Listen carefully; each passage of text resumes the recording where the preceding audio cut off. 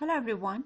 In this video, I am going to talk about how you can use two different models together, wherein one is OpenAI and another one is open source model, which is from Hugging Face.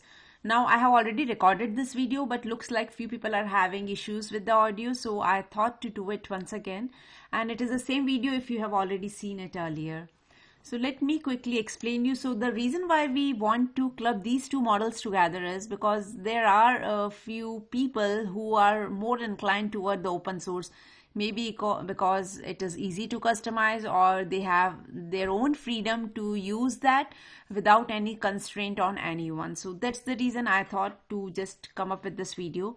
So let's see how we can do that. And in order to do this, I have already written few lines of code and have taken a small text file just for experimental purpose. So this is my text file, which is having hardly 7 to 8 lines of text in it, and I will be using Hugging Face. Let me quickly point you to that. So this is the model which I'm using as an embedding model, and OpenAI would be my model wherein I will ask, which I will use to ask questions and get the responses. So let's see how we can club these two together. So I have already imported OS and set OpenAI's API key in my environment variable. Then I am using ChromaDB. This is the in-store database, local database for me. And this time I'm using Llama Index, which is going to provide us all the necessary, I would say, blocks wherein we can integrate everything together. So the very first thing we need is the directory reader, because I'm going to use directory reader to read the file. Then I am using vector store index, service and context, and the storage context for my embedding and associating my vector store. Then we have the Chroma vector store, and we need to import Hugging Face embedding, and at last OpenAI. So once these things are imported, we can go ahead and use the simple directory reader to read a file. So in my case, I'm having just one file, but in your case, it could be more. So mention your directory path here and the type of files you are looking forward to read, and then you just set file name as ID true if you want that to be as your ID. If you have any other IDs defined, then go ahead with that as well. So I'm going to do this, and I can quickly show you doc0. It is going to contain the one document which I'm having, and this is the text from the document. So till here we have the document ready. Next thing is we need to set up our database. So this is my in-memory database, which is going to sit in my own machine in memory, which is not going to be persistent basically.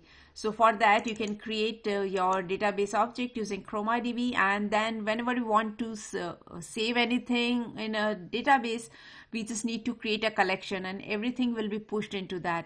So this is the name of my collection, which is going to hold my actual data. And then I am instantiating the vector store, which will take Chroma collection as a parameter. And next step, you can see that we need to generate the embedding using Hugging Face embedding. And for that, I am using this particular model, which you just grabbed it from the Hugging Face portal.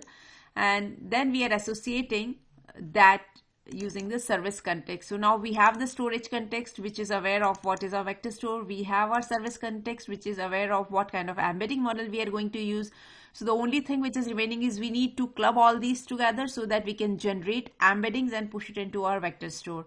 So for that, we will be using vector store index from documents as a function. This is the list of documents which is holding our actual text. Then we have the storage context for vector related information, vector store related information. We have service context for embedding model related information.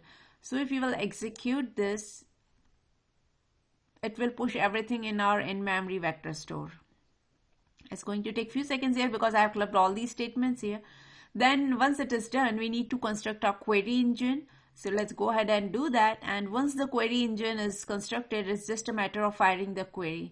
So if I'm going to ask what is homelessness, it will come up with an answer that homelessness refers to the condition of lacking stable. And you can see that this is the text which is coming directly from my input text file. And the reason behind this is because I'm having very small number of small text. That's the reason it is giving me this warning. But in your case, you may not see this particular line. But the overall idea here is these are just few lines of code which you can utilize to club open source model with your non-open source model. So I hope you enjoyed watching this, and thanks for watching.